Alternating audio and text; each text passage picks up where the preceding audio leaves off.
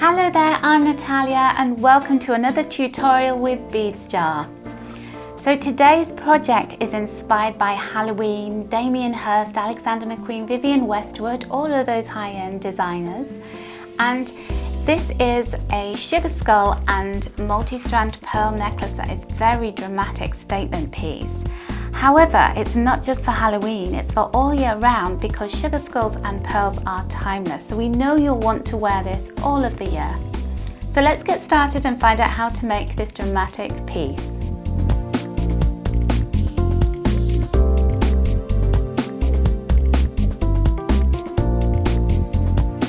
So here are all of the ingredients that you're going to need to make this sophisticated sugar skull pearl necklace. So first of all, we need our sugar skull pendant.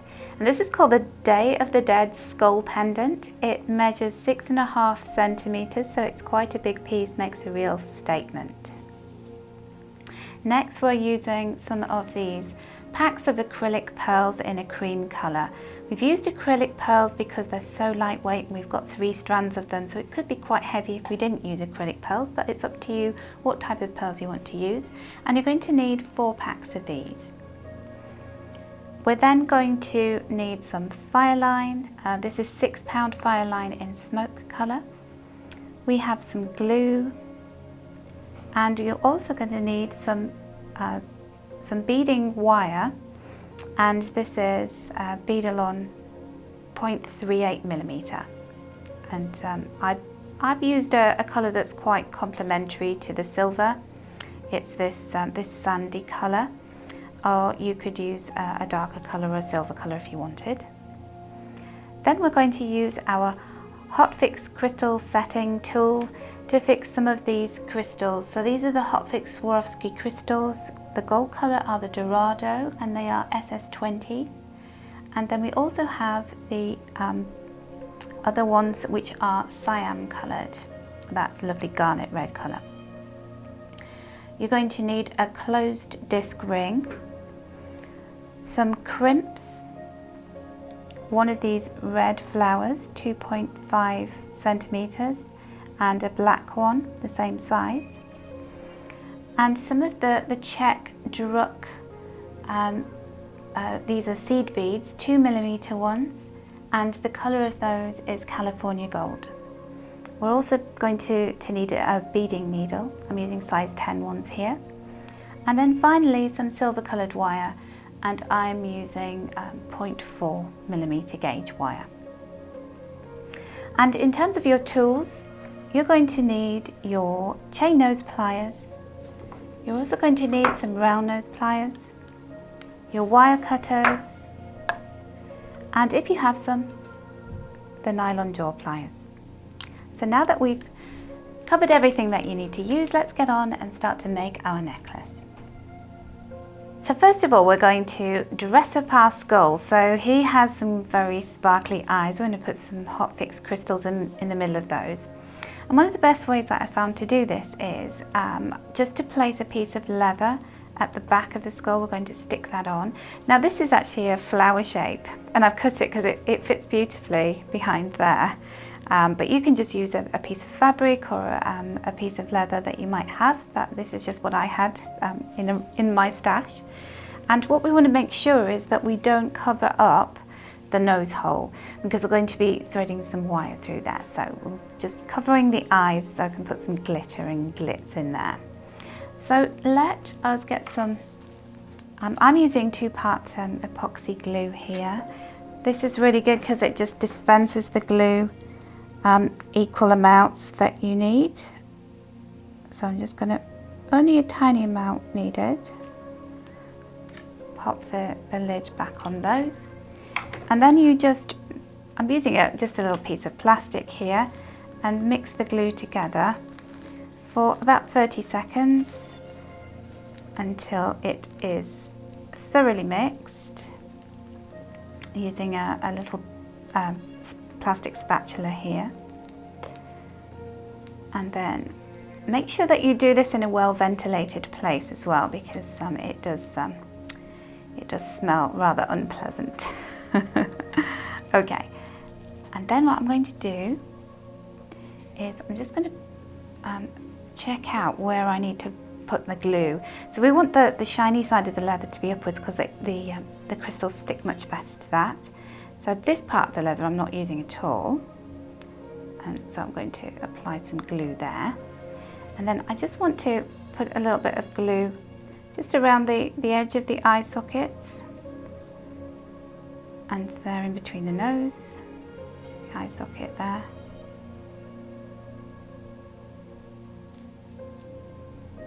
And just around the top of the eye sockets on each side.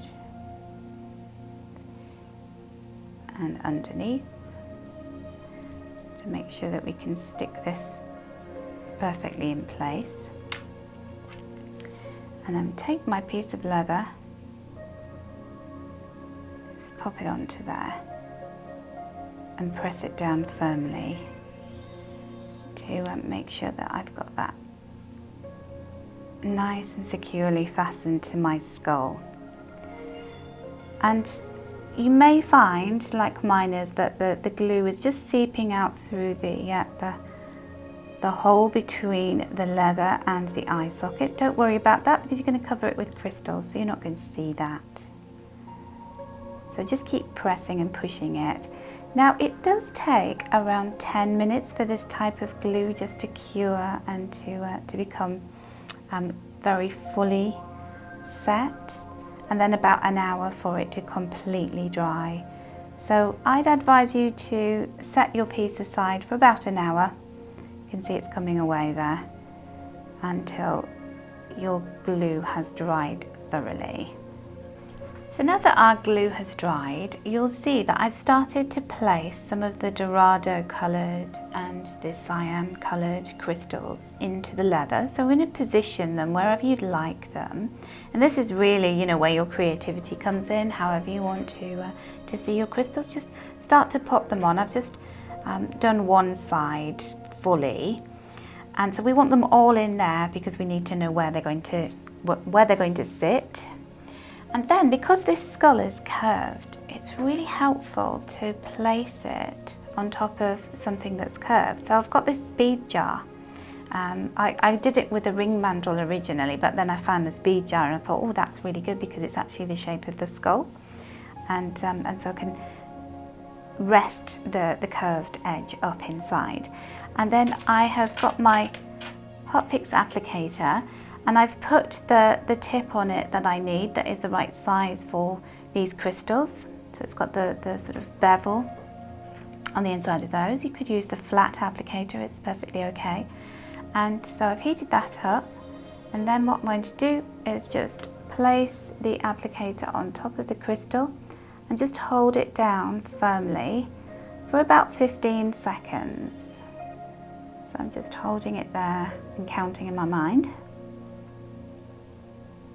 Okay, and then when I remove it, that crystal should be firmly in place. So this is what you do, you just go around each of the crystals, placing the applicator on top, holding it in place for 15 seconds, and then your crystals will all, the glue will melt underneath the crystal and it will start to adhere to the leather. Alright, so you want to do that all the way around your first eye socket, and then you're going to place the other crystals where you'd like them on the second eye socket and affix the glue using your hot applicator. So I'll allow you to do that, and then we'll come back when we've completed that part of the project. Okay, so now we've got all of our crystals affixed to the leather in the eye sockets, and it looks really effective, doesn't it? Very glittery. And this is going to be the main kind of clasp component of our pearl necklace. So we're going to need to create 3 strands of pearls. So we've got these acrylic pearls here, and you've got your beading wire now, and you're going to need to cut off 3 lengths of the beading wire, about 1 meter long each. So I have created a necklace that just sits beautifully on the main kind of chest area. So you can measure how you want to have your necklace. You can have it longer or shorter than I've created it. But this one, is a kind of medium-sized necklace, and I'm threading 50 acrylic pearls onto one strand, 53 onto the second strand, and 62 onto the third strand. So we want the necklace to be just cascading down and a little gap between each of the 3 strands of pearls. So I'm going to thread all of those onto the 3 strands and join you back here when I've done that. So now we've threaded all of the pearls onto the strands. I just want to show you a way of easily moving the pearls around without them all slipping off the end of your beading wire. So we're going to take one of the strands, just going to lift it up like this. So you're going to have plenty of excess wire. And I'm going to take one end of the beading wire. So this is the end that we're not using at the moment. I'm just going to pop a little crimp bead on the end of there. See, they're so tiny. They're hard to maneuver. So I'm just going to pop my crimp onto the end of my beading wire, and then I'm going to take the end and just make a little loop like that. So it wants to be quite a decent sized loop. Take my chain nose pliers and just flatten it. So now that I've done that, if I pick the other end of the pearls up, you see that they're not going to fall off, they're not going to slip off, so I can maneuver them around, and I'm not going to worry about them sliding anywhere at that end. You can also use a bulldog clip or something like that, but I just find they're quite clumsy. So that's one of my methods of keeping your pearls all in the same piece of beading thread without losing them. Okay, so we could do that for all 3 of them, and then we will start to attach them to the skull. So once you've done that, what we're going to do is attach the strands to this loop that is at the top of the skull pendant. And I'm taking my longest strand of beads first, and I'm taking the other end of the beading wire, the one that we didn't attach a little loop and a crimp to, and just slot it on there like that. So take it all the way up to where the first bead is. And I'm just going to, because this is really long, I just want to trim some of the excess off it. I'm going to do it, cut that off there. So remember, we need to do the same at the other end, so don't cut too much off. I've still left myself with probably about 10 centimetres of wire there to play with. And then I'm just going to thread one of my crimp beads onto the end of that beading wire. Take it along to under the loop, and then holding my beads in place, I'm just going to leave a little bit of excess wire at the other end. So I'm pulling those beads along because we're going to need a little bit of excess wire to be able to attach it at the other end. And then holding onto your crimp carefully with your fingers, just going to pass the wire through the hole again. And the reason why I'm putting my nail in place there is because the hole on the bead actually is big enough to accommodate that crimp, so I don't want to lose it.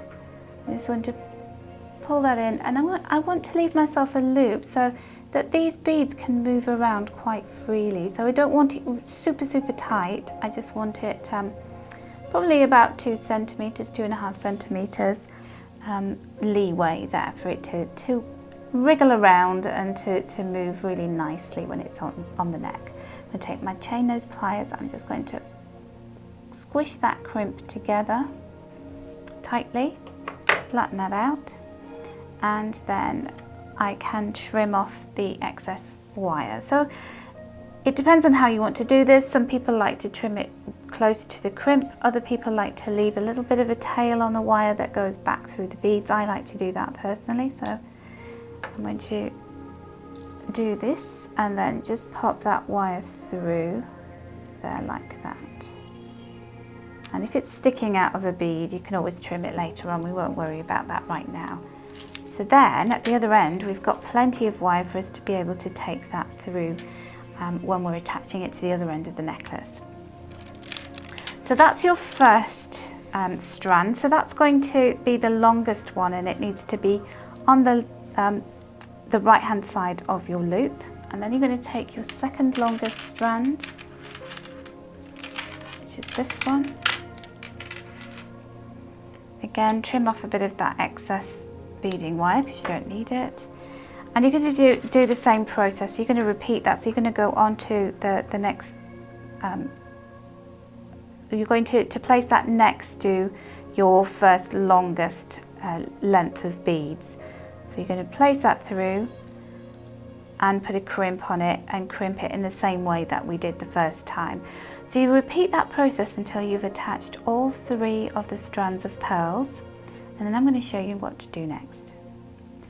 Okay, so now that we've threaded all of those strands onto the loop at the top of the skull, we're going to create the other part of the attachment. So this is going to be like the jump ring where our skull will attach itself to. So I've got one of these closed ring discs. It's got this little writing on the back of it, but we're not concerned with that. It doesn't really matter what it looks like because we're going to cover it in little crimp beads. So I'll bring those over. So you're going to need several of these, just enough to cover all the way around your closed ring. It just gives it a nice look, gives it a little bit of extra embellishment because this is quite a sophisticated piece of jewellery, so we want it to have these extra bits.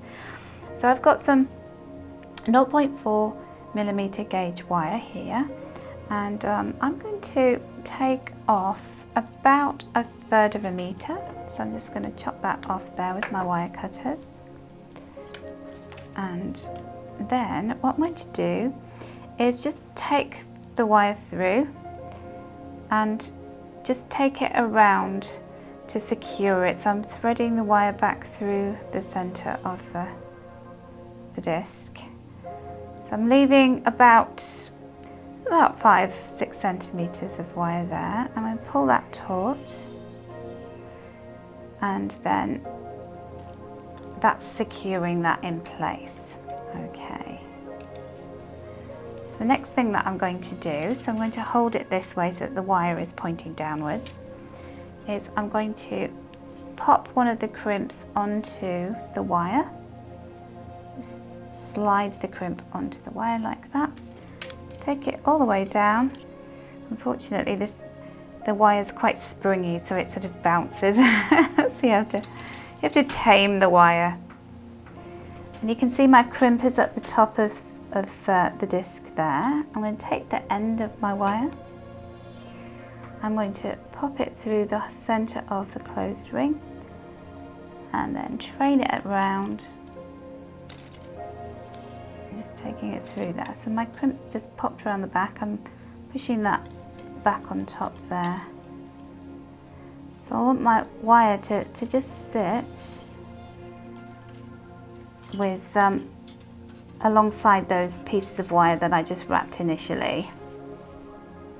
Okay, so can you see that? So if you need to, you can just separate the wires with your chain nose pliers just to get them to line up. So it's quite tricky doing it for the very first one. So you're going to pull that wire tight and just keep doing the same process. So taking the end of your wire, threading one of the little crimp beads on. The reason I use these crimp beads is they're just the perfect size for this. I saw them sitting there and I thought, oh, you'll make a really nice embellishment for this. So taking the end of my wire back through and just wrapping. So what I'm doing is I'm just going to push the crimp bead upwards so it's sitting alongside that one and wrapping all the way around. So I'm going to keep doing that until I have got my closed ring completely wrapped with these little crimp beads, and then I will join you again and show you where you're going to place the closed ring disc and how to attach it to the pearls. So I've attached all of those little crimp beads around the closed disc, and they look all kind of shiny, and it looks really nice. It's sort of got more of a three-dimensional look about it, which was the look that I was going for. And you can see we've got these bits of wire left over. So what you want to do is wrap your wires around a couple of times around the inside of the disc just to secure them. And then you're going to take your wire cutters and then just cut off those pieces of wire like that. And then use your chain nose pliers just to press those little wire ends down and make sure that they're flush with the other wires. You can tuck them in if you want to, and I always just run my finger over and make sure that it doesn't scratch my finger, and that's when I know that they're securely fastened. Okay, so now we have our end, and this is going to act like a clasp, so I'm just going to move my little crimps out of the way and bring my pearls back. So when I'm doing this, I actually like to do it on a jewellery bust or a mannequin. I actually have a mannequin that I use.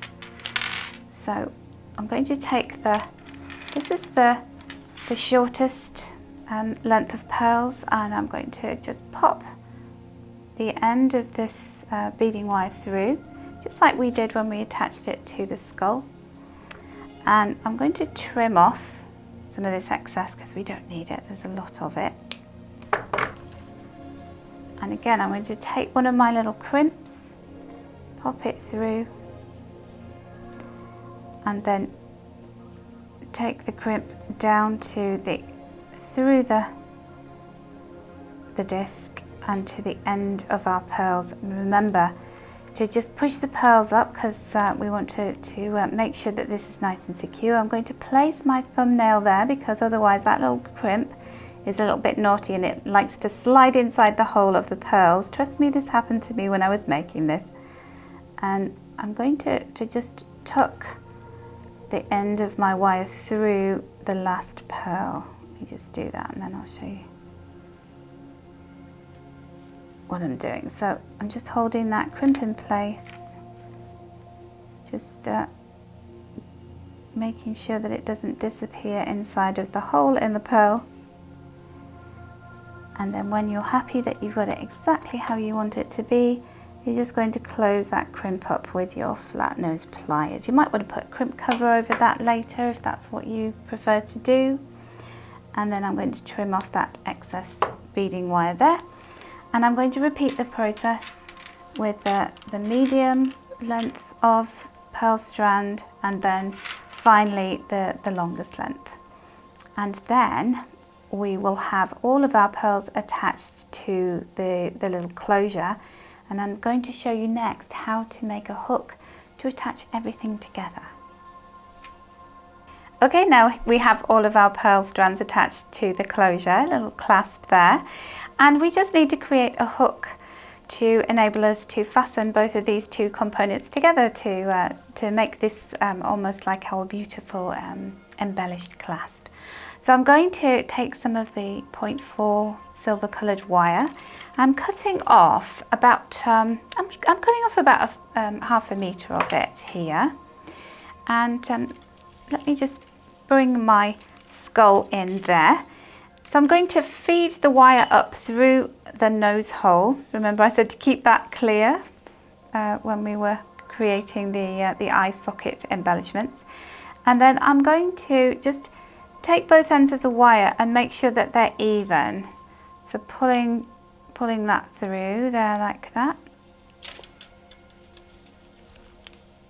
And I'm going to take one of these wires and I'm going to feed it up through the other hole in the nose. So the right hand nasal cavity on the skull. So I'm going to push that wire down,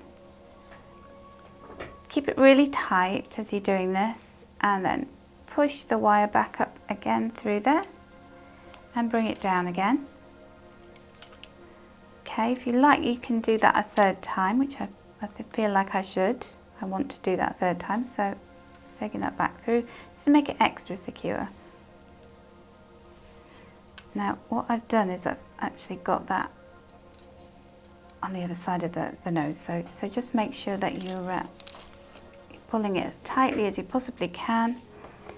Use your chain nose pliers just to align the wire because you want the wires to be lined up beautifully there. So I'm going to pull that wire down, and I'm going to do the same thing with this other wire on the other side. So that first piece of wire, I want it to go across to the right. Pull the wire down, feed it back through that left hand nose part, pull it around and just line those pieces of wire up together, squash them down. This is where your pliers come in really handy because they can manipulate and maneuver the wire better than your fingers can. I want to take that through the last time. And if your wire's getting bent at this point, don't worry, because we can bring the nylon jaw pliers in at the end and make sure that everything is nice and secure and nice and straight. So just pinch those wires together, straighten them out, take your time to do that. And then, this is the final part of this. You're going to take those wires and pinch them together at the base and just give them a twist. Do it gently because you don't want to break the wires. So you just want them to be secured at the base there. Now, this is where my nylon jaw pliers need to come in because I want this wire to be super straight. So I'm just pulling the nylon jaw pliers along those two wires and making sure that they're beautifully straight. And this is where I'm going to show you how to make a hook for your clasp. So take your round nose pliers, and we want this to be about 4 centimeters along, so 4 to 5 centimeters. It's going to take the barrel of my round nose pliers and I'm going to pull the wires up over the top of that. There we go. And then we've got the excess wires. I'm going to wrap those around that wire at the base of the skull. So I'm going to pinch all of the wires together with my round nose pliers, take the wires around. Oops. It's a little bit of a fiddly process. Make sure you've captured them all together. And I'm just going to wrap the wires around at the base of the skull there. One more time. Okay. Straighten your wires out with your nylon jaw pliers.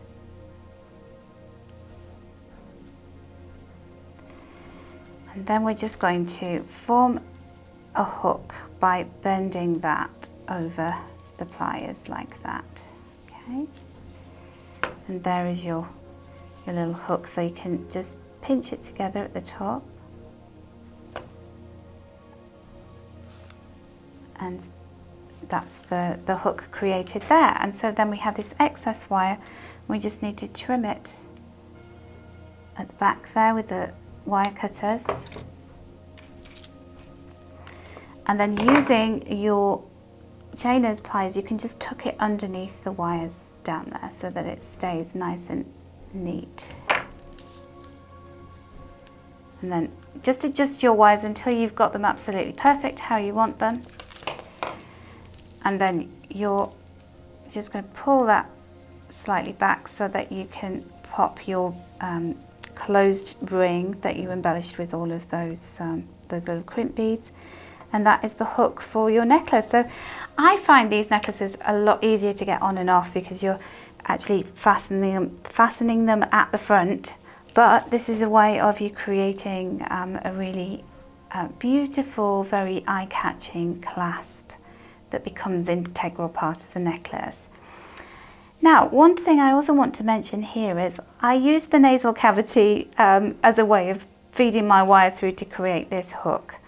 If you have a Dremel, you might want to drill through this piece and make yourself a hole. It's entirely up to you, but I wanted to show you how to do this easily if you don't have those kind of tools to do it. It's just as good doing it by this method. You could also embellish that wire with beads if you wanted to, but I prefer to leave it plain.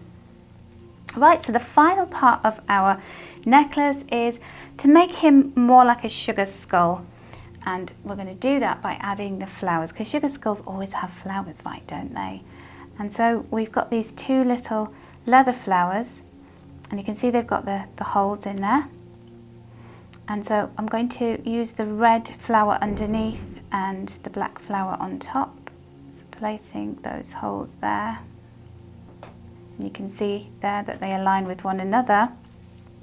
And then I'm going to bring in some of these little seed beads. Now these are the check seed beads. And they're called California Gold. So they bring in all these autumn colours, and they bring in the colour of the Dorado and the cyan coloured little Swarovski crystals there. So we're going to sew in some of these beads into the centre of our flowers. So I'll just grab my beading needle and pop some fireline onto it, and then we'll start to sew. So I've got my thread on my needle, and I'm going to take one of these little check beads and just thread it onto my needle like that. Just take it down to within about 8 centimeters of the end, and I'm just going to tie a knot there. So what we want to do is just to secure this. It's almost like a way of keeping the bead in place and stopping the thread from coming back out. So I've just done a double knot there, and I'm going to take my needle up through one of the holes, the center holes in the red leather flower like that, and then take it through the black leather flower. So that's going to be underneath, and then I'm just going to bring my seed beads in. And you can see that they've got this kind of coating where on one side they've got the copper tones, and then they've got the golden on the other side. California sun, they call that. And then I'm just taking that through the second holes in the leather and sewing. Oops, got my thread caught there. Just sewing that bead into place.